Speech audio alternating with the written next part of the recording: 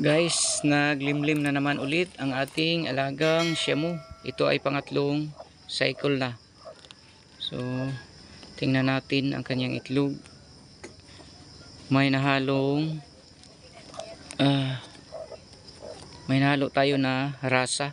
1, 2, 3, 4, 5, 6. 6, akala ko hindi na dagdag pa siya pag itlog. So ang kanyang itlog, itong mga dirty white, ito ang kanyang itlog, ang kulay.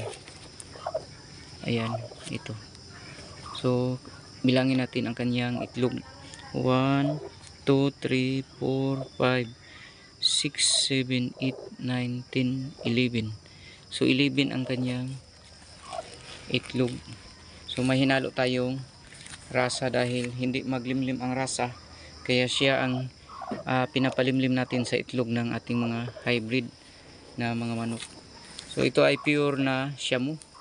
Maganda ang Shamu alagaan dahil limlim at saka mabilis lang siya magbalik sa pag-itlog. So 15 days lang ang ating pinapahinga sa kanya bago nagpisa, at ito naglimlim na naman ulit. Yun lang po, maraming salamat po. God bless sa lahat. Happy farming.